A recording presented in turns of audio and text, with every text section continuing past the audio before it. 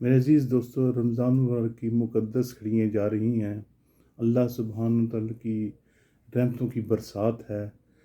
ہر طرف رحمتیں ہی رحمتیں ہیں۔ ہمیں رمضان مبارک کے مقدس گھڑیاں پر چلنے کی توفیق عطا فرمائے اور اللہ سبحانہ تعالیٰ کے حضور ہم عبادت کرتے ہوئے جائیں،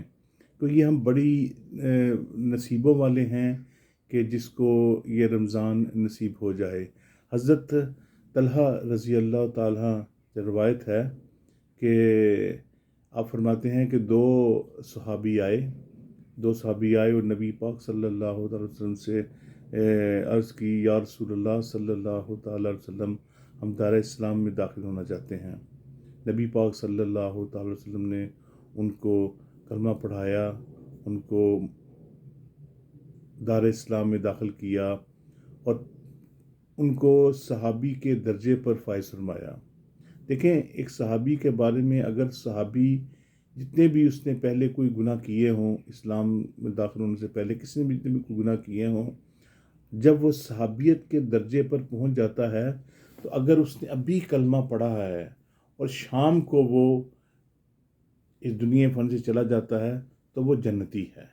اس میں تو کوئی شک نہیں کہ پیارے آقا صلی اللہ علیہ وسلم کا فرمان ذیشان ہے کہ جس نے کلمہ پڑھ لیا، اللہ سبحانہ کی رحمت کی نظر میں وہ آ گیا، اور جسے کلمہ پڑھائے نبی پاک صلی اللہ علیہ وسلم، اس کی کیا بات، وہ صحابیت کے جذبے پر فائز ہو گئے۔ جب دونوں صحابیت کے جذبے پر فائز ہو گئے تو ان میں سے ایک صحابی جو تھے وہ بہت تیز تھے، بہت ہوشیار تھے، تو وہ چیز کو سمجھ بھی لیتے تھے اور پھر آگے تبلیغ بھی کرتے تھے۔ اور ایک وقت ایسا آیا کہ وہ جہاد پہ چلے گئے۔ جب جہاد پہ گئے تو انہیں شہادت نصیب ہو گئی، اور شہادت کا درجہ بھی جو فائز ہو جائے وہ معمولی درجہ نہیں ہے۔ تو جب وہ دوسرے صحابی تھے تو وہ جو تھوڑے سست تھے تو وہ بھی عقل مند تھے، لیکن سست روی سے کرتے تھے، تھوڑی سی بات تھوڑی دیر سے سمجھتے تھے، لیکن صحابی کے درجے پر فائز تھے۔ تو وہ جو پہلے صحابی تھے ان کے ایک سال یا 2 مہینے کے بعد وہ اس دنیا فانی سے رخصت ہوئے، یعنی شہادت کے درجے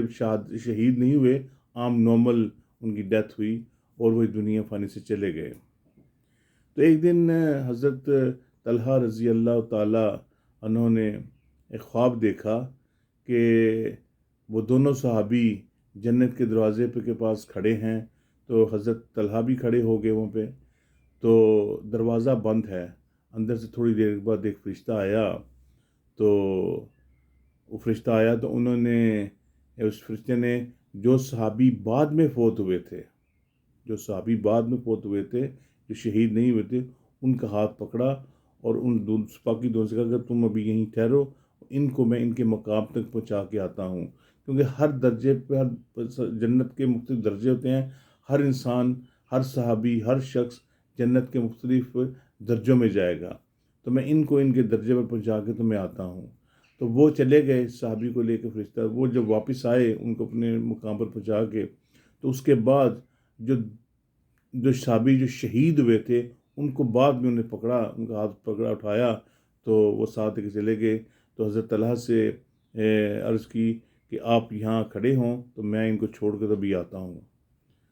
تو وہ دوسرے صحابی کو، جو پہلے صحابی جو نارمل فوت ہوئے تھے ان کو پہلے ان کے مقام پر پہنچایا، جو صحابی شہید ہوئے تھے ان کو ان کے مقام پر پہنچایا، اور اس کے بعد جب واپس آئے تو حضرت طلحہ سے فرمایا کہ ابھی آپ کی باری نہیں آئی، آپ ابھی واپس چلے جائیں۔ تو یک جو ہے نا حضرت طلحہ رضی اللہ تعالیٰ عنہ کی آنکھ کھل گئی، وہ خواب دیکھ رہے تھے کہ یہ میرے ساتھ کیا ہوا، کیا معاملہ ہوا۔ تو اچانک ان کے دل میں آیا کہ میں کسی صحابی سے بات کروں کہ یہ اس کی تعبیر کیا ہو سکتی ہے۔ وہ صحابیوں سے بات کر رہے تھے تو کسی کو سمجھ نہیں آیا کہ کیا معاملہ ہے، تو اس طرح کرتے کرتے یہ بات نبی پاک صلی اللہ تعالیٰ علیہ وسلم تک پہنچی۔ تو آپ نے فرمایا کہ وہ جو 2 صحابی جو آئے تھے جنہوں نے اسلام قبول کیا تھا، اس میں سے پہلا صحابی جہاد پہ گیا اور وہاں پر شہید ہو گیا،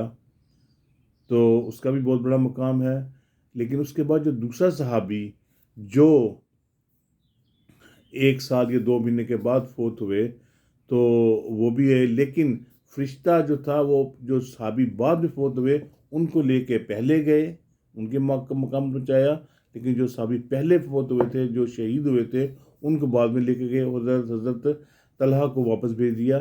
تو نبی پاک صلی اللہ علیہ وسلم نے صحابہ کرام سے فرمایا کہ تم لوگوں سے کچھ